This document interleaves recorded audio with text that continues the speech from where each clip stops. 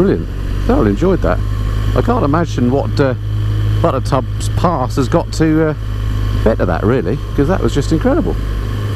We'll find out in a minute. What a splendid little spot this is. Sadly, there are no places to stop and take a photograph, but this is just beautiful. Wow, North Yorkshire, I like it.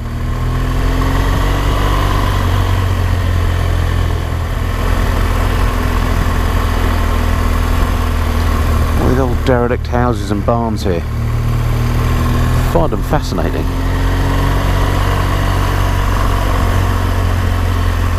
All of these interesting cliffs that they have here. Interesting formation, that. I seem to have quite a lot of them around here. I've not seen them elsewhere in the country. Beautiful spot. Up on the hill ahead, I don't know if you can see it, but there's like an opening, an entrance, like a tunnel into the hill. I wonder if that's the entrance to a mine or something. I saw a couple of others of those earlier, before I was rolling the camera. Actually, going to get a bit nearer to it. I wonder what they're all about. I assume it's some old mine. Maybe it's lead again. Wow, what countryside this is.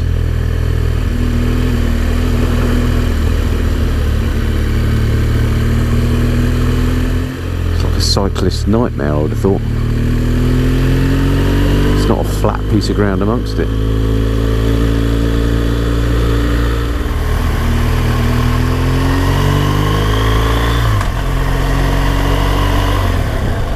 One of the joys of motorcycling is that you get to properly experience the environment, and right now there's a strong smell of sort of aniseed in the air. I've no idea what that's coming from. I've passed a few fields on my right that have got some little yellow plants in. I wonder if it's them, but I don't know. It's quite a lovely smell, has to be said. And it's gone now, and so have the yellow plants, so that's why I'm thinking it might be related. What a beautiful valley this is. Okay, half a mile to Thwaite, and then we're on to the Buttertubs Pass, and if this is the major road running up to it, I'm starting to get a little bit concerned as to what it might contain. Stick around. So that was Thwaite. Now what I could do with is a sign to Hawes, and then I know for sure I'm on the right road. Good job I checked with Simon Weir's book, because had I followed the sat-nav, it would have taken me a different route. So this is the start of the Buttertubs Pass. I believe it's only about 6 miles long, something like that. So how bad can it be? And I'm going to use my old strategy, hopefully, of using this Land Rover as a shield for oncoming traffic. I want to be so slow, perhaps I won't. I'm all for having a shield, but you know, we want to get there. All bikes. There's hello, hello. A bit of a wave from the last one, if no nods from the others. A distinct lack of nods up here. I don't know if it's because there's a lot of southerners come up here and they're miserable, or whether it's the indigenous population. Surely it's not. I thought northerners were supposed to be friendly folk. Right, it looks like we're going to gain some serious altitude up here. Right, 25% incline. This might call for a bit of third gear. I hate those hairpins when they've got a strong gradient on them pointing in the wrong direction. Not helped by the fact you can't see what oncoming traffic there is. Got away with that one though. Wow, this is humongous.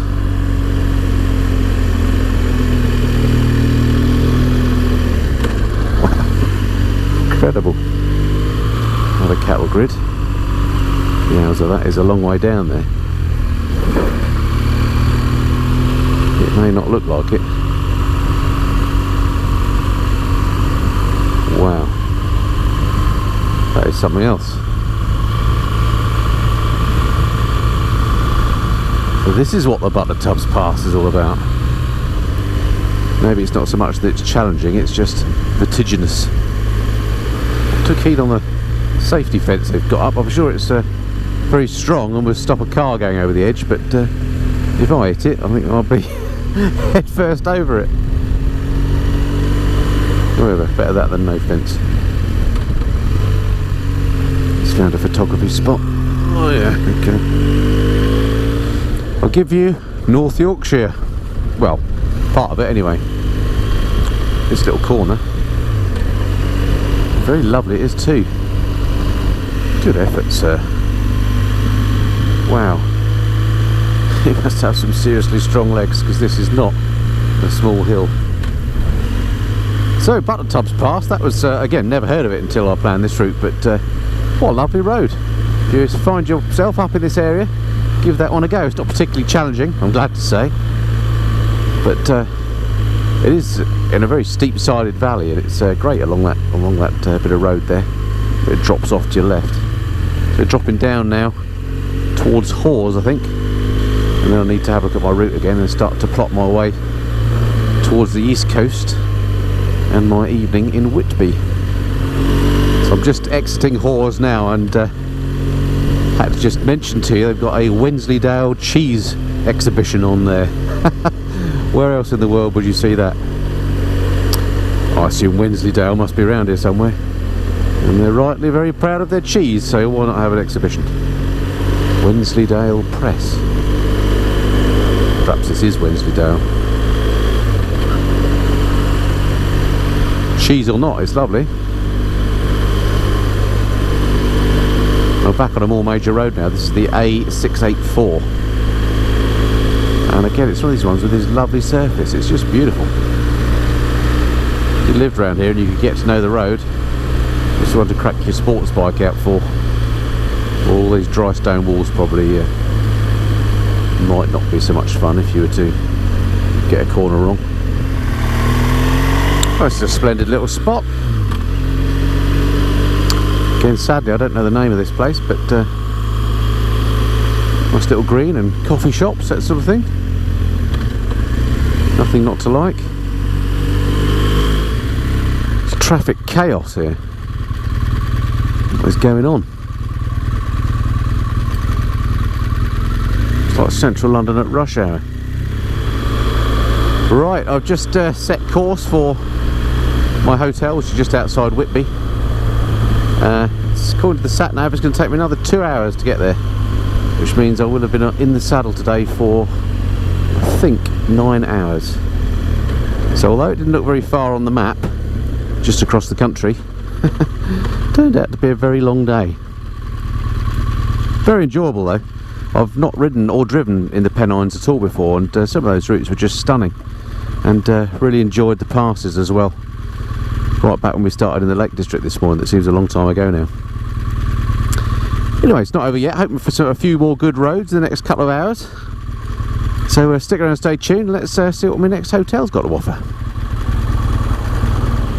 So in this last section of the ride, I'm actually cheating a bit in that I'm very slightly deviating from the book, in that it's 2 hours from here, and you know, I've been in the saddle a long time today, as I said, and starting to get a bit tired. The old shoulders are starting to hurt a bit, so I'm just going to head most direct route as I can, which, as I say, is a 2 hour one. If I follow the road route, which takes in another couple of epic windy pass type roads, then I'm looking at maybe another 3 or 4, so I just don't want to go there today. When I get to the hotel, I'll get the maps out again and show you what's in store for tomorrow. I don't think it's quite such a long day tomorrow, which is just as well, because I think the weather forecast is absolutely pants. Really heavy rain, so it's going to be interesting to see what I get away with tomorrow. But there's some great waypoints on the way, I know. So as I say, when I get to the hotel tonight, I'll get the maps out, talk you through that. This seems like a pretty substantial place. I don't actually know, again, where I am exactly. I tend not to put signs at the start of these places. Oh, Leyburn, according to that church. This is Leyburn, which is where I was heading. Looked to be a pretty nice little market town. Well, how are we doing for fuel? Incredibly, we've still got 94-mile range. So we'll give it another 30 or 40 miles, then we'll get topped up. I think for the remainder of the route to the hotel, it's not going to be quite so sparsely populated, and maybe there'll be more options for getting fuel. There's a run back there when I did that Buttertubs Pass. It said last fuel for 22 miles, for example, so it's quite a big gap between fuel stations. Not critically large though, I mean, it's not a problem. So this is the A684 now, another cracker. I think it's probably the most major road I've been on today. And again, it's one of these ones with no significant straight bits. It's just a lovely ride, and you can, you know, give it some if you so desired. Not that I would, of course.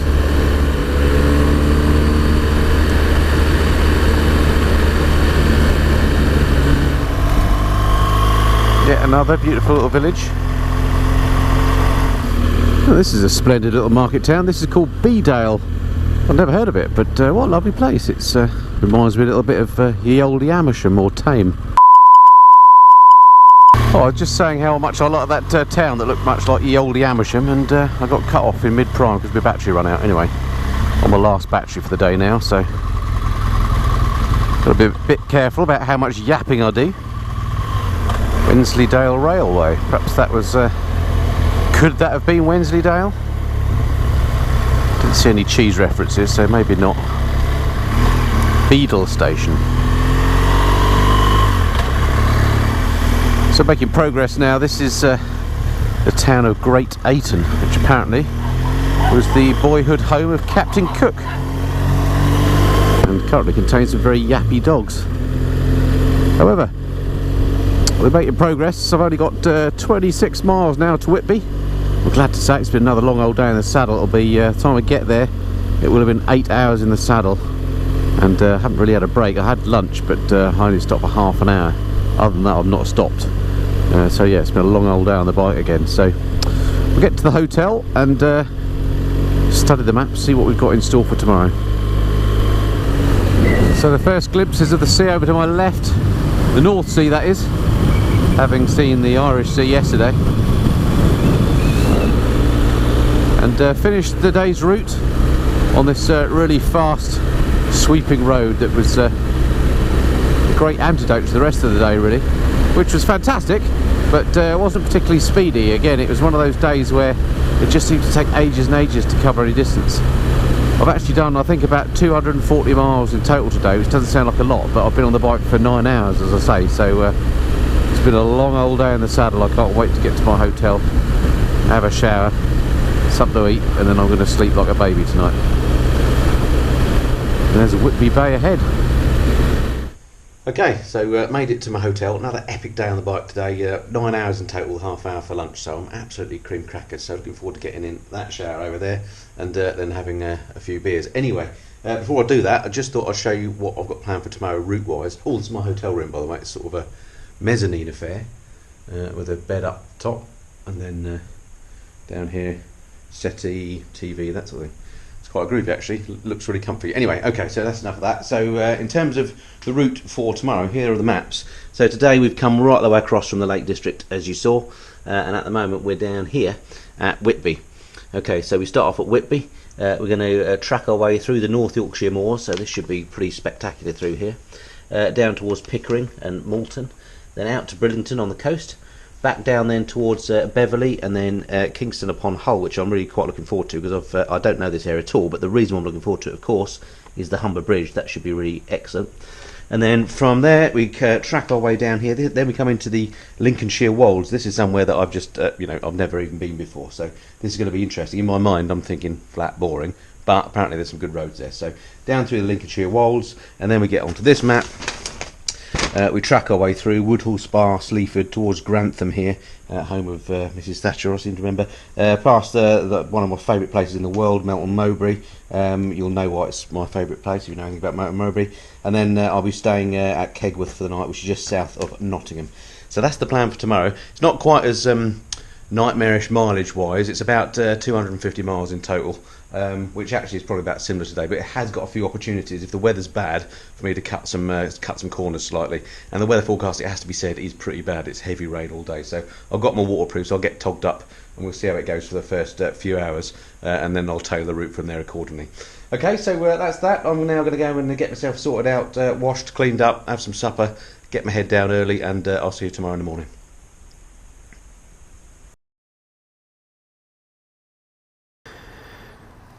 Well, good morning everybody, and welcome to day 3 of my tour of Northern England. As you can see, the weather has taken a turn for the worse. The forecast today is absolutely appalling, basically heavy rain pretty much all day. So what I intend to do is maybe cut short the route slightly if it's too bad. There's a loop here on the map that goes out to Bridlington. I might just cut that little loop out and go straight across here just to make it a little bit shorter, see how it goes. I mean, the main things for me today are the North Yorkshire Moors, the Yorkshire Wolds, and then the Humber Bridge, which I think are all going to be highlights. So that's what I'm looking forward to doing. This is the hotel I stayed at last night. It's a wild looking place, looks a bit like a garden centre, but actually it was really nice. Fantastic breakfast, really friendly people, lovely spot. So it's called the Stables at Cross Butts if you're ever in this area. Well worth staying in, great place. Alrighty, first things first, I need to go and get some fuel and then see how this day shapes up. Certainly not looking too sharp at the moment. Well, what a thoroughly unpleasant day. This is touring in the English summertime for you. Couldn't be more middle of the summer. It's about I think it's the 26th of June when I'm recording this one. And this is the weather that we get dished up occasionally. Oh well, nothing I can do about it other than get dressed up in all my waterproof kit, which happens to be a bit day glow as well, and get on with it. And hopefully there's some fuel just here, so get fuel up for the day. This will do nicely. Right, managed to pump in 17.84 litres, give me a range of 232 miles. That'll do for starters. Okay, first waypoint in the sat nav there is Malton, M-A-L-T-O-N, which is across the North Yorkshire Moors. Should be interesting. Got to get round this roundabout first though. Well, they take care of the roundabouts here. Looks splendid. Right, I'm going to avoid the town centre. Well, thank you Whitby. Enjoyed your scampi. I did find a tremendous scampi meal at the hotel last night at the Cross Butts or whatever it was called. Fabulous food there, excellent breakfast, and the best eggs I've had for a long time, has to be said. So yeah, thoroughly recommend that place. If I was coming back here, I'd definitely go there. Right then, how's this all looking? Weather looks pants. Temperature wise, 13 degrees. Okie dokie. Well, I've got this waterproof on, which is not a great waterproof, it has to be said. It makes you pretty hot, so I've taken actually a layer of clothing off, and we'll see how that regulates things. Okay, so let's find the North Yorkshire Moors then, which I imagine are going to look pretty bleak in this weather, but it might be quite atmospheric in itself. Well, I hope you can see okay through this rain. It's going to be one of those days, I'm afraid, where the view's going to be a bit obscured. So I've got myself on the A169 now, which is the road to Malton, and today I've got about 230 miles to do, so not a massive day mileage wise, but some of the roads are quite you know, narrow and challenging again, I suspect, so you know, it's going to take me a while to do, plus this weather won't help. So I'm thinking if I cut out that little Pickering loop, it may not be quite so picturesque, but it'll probably save me 30 or 40 miles, which might be a good idea given the weather.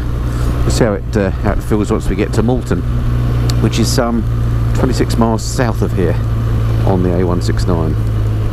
This tour is proving to be an excellent test for these tyres. I've been very impressed with them so far. They're the Avon Spirit STs that I got. They're new tyres out for this year, as I think I mentioned. I thought I'd give them a try rather than stick with the OEM tyres, and pretty impressed with them so far. So even atop the North Yorkshire Moors, I'm lucky enough to find myself a white van, which as you can imagine I'm really chuffed about. Hopefully there'll be an opportunity to overtake him at some point. But well, what a place. Blimey, where are these people walking to? They're keen. And in shorts too. What does he know that I don't? It's all very Wuthering Heights up here, has to be said. Right, next mission. Get past this white van. Actually, I expected the road across the moors to be much more minor than this and a bit more like I was seeing in the Lake District, but this is obviously a pretty major road, as you imagine an A road to be. So it's great news because you can actually make a bit of progress, which in weather like this is a good thing. But wow, it's a big old expanse of land again. Massive building up ahead. I'm not sure what that is. I've got a vague idea. It might be Fylingdales, the defence radio radar type establishment. I think it's a US Air Force place actually. I'm not sure. I'm sure somebody can put me right on that. I might be entirely wrong, but I know it's up here somewhere. Wow, look at this road. Now, earlier on I saw that there were unmarked police patrols go along this road apparently, and I'm not surprised because this has got sports bike riding very fast indeed written all over it. Well, and they say England is crowded, yet we've got all these spots. Amazing. I don't know if you can see that building over there better now. This big triangular building is the one I'm talking about, which you may not be able to see on this camera, but I'm pretty sure that's some sort of missile defence system or something, part of the US's system that we house. Helps us maintain that special relationship. Yeah, right.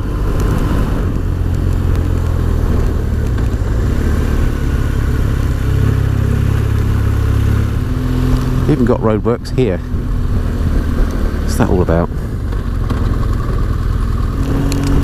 I was right. RAF Fylingdales it says there, but it's actually a US facility, I'm pretty sure.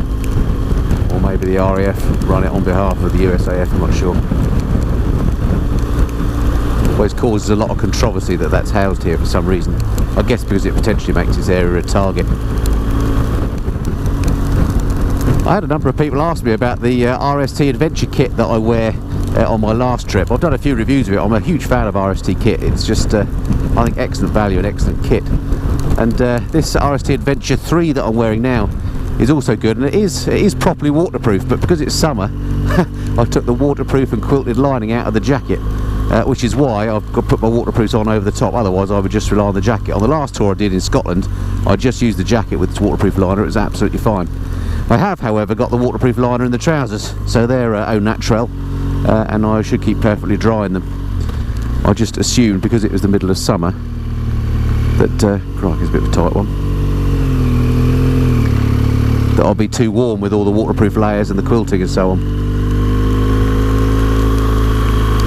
But luckily I knew the forecast was looking a bit iffy for this part of the week, and brought the waterproof overlayer, so that's why I'm togged up as I am, just in case you're wondering. The RST kit is waterproof. I've just taken the liner out like a numpty. Feel a photograph stop coming on.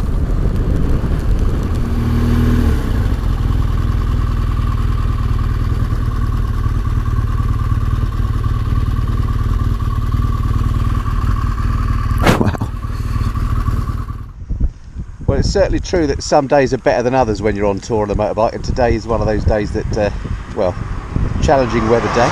Anyway, here I am, North Yorkshire moors. Let's give you a little look at the view here this morning. I'll show you the bike actually, togged up as usual. But it is an all-weather vehicle. Right, show you this view. Just give you a clean. Here we are.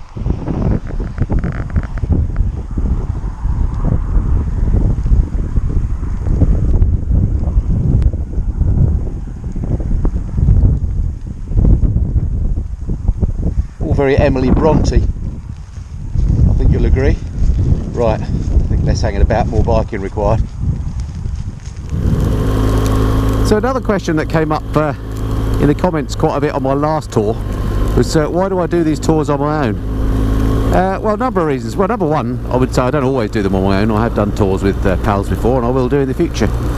But one of the things I like about motorcycling is the fact, you know, the thing that everybody says, the sense of freedom, and the fact that you can go anywhere, do anything, you know, on a whim, or at least that's how it seems. And I like to sort of run these trips I do in a fairly loose manner. You know, I don't book the hotel that I'm going to stay at until the night before, that sort of thing, and I just like to please myself. So even if you're just doing the route with one other person, you know, you do have to be cognizant of their wishes and desires, and you need to make sure that, you know, everything's good for them as well. And then once in a while I just like to come out and do my own thing, you know, in my day-to-day everyday life.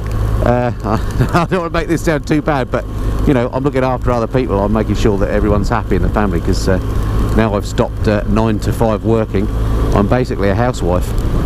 Amongst other things. That's not strictly true. I do make my income in another way. But anyway, so I'm looking after people and making sure everybody's happy in my day-to-day life. So coming out on a bike on my own like this, it just gives me a chance to indulge in being on my own and doing my own thing. So that, I guess, is the main thing.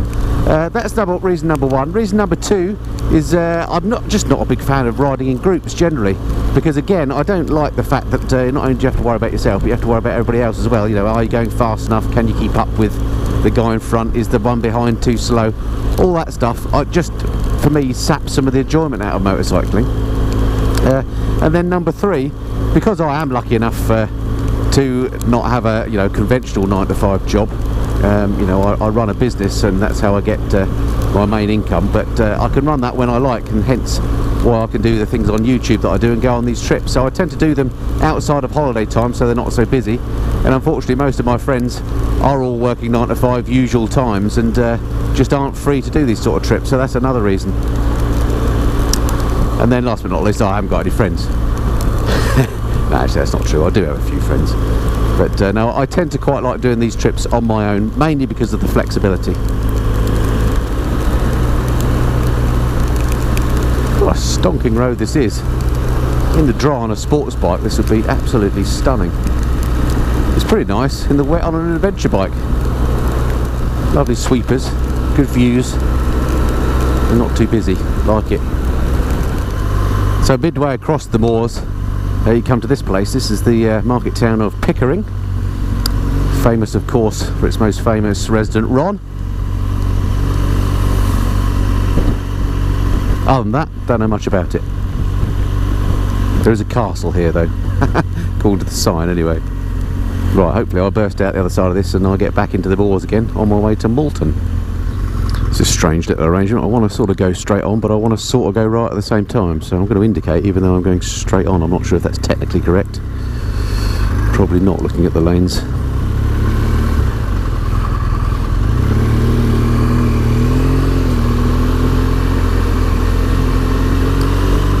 Bike is feeling particularly heavy at the moment with the panniers loaded up.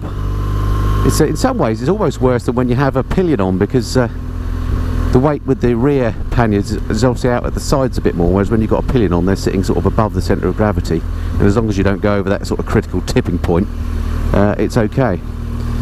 But it makes me think, I've been talking to via Facebook and what have you to a couple of Australian pals of mine who've been doing the North Coast 500. I say Australian pals, I've never actually met them. And in fact I got in contact, or they got in contact with me as a result of that North Coast 500 route. They've come over from Australia, bought themselves a couple of BMW GS Adventures, believe it or not, from Barnstormer in Maidenhead, fully loaded with all the panniers and so on, and their wives on the back, and are doing a massive tour of the UK. And I've been following them on Facebook, and in fact they couldn't do the Applecross Pass because the weather was so bad, and today they've left the wives shopping and have gone back, done a sort of 100-mile detour just so they can go and do Balachna Bar with the bikes not quite so loaded. So good luck to them today on that. I think the weather might be slightly better in Scotland today, but blimey, rather you than me, guys. Anyway, so yeah, but I'm struggling along with the heavily loaded GS minus the passenger, I'm glad to say. Once you're moving, no issue whatsoever. It's just when you come to a stop, or you know, negotiating very slow manoeuvres like that roundabout, that it becomes noticeable. But despite that, I'd rather have the luggage carrying capacity of the panniers than have to strap the bike up and carry rucksacks and stuff, which is of course where these adventure bikes score. So this is Malton, M-A-L-T-O-N. Very nice it is too. then from here I'm going to head south another 20 miles, heading towards a town called Bainton, which again is down a couple of B roads, which is kind of the edge of the moors now and into the wolds. So part of the world I've never been to. It's going to be interesting to see what this looks like. Stick around, stay tuned.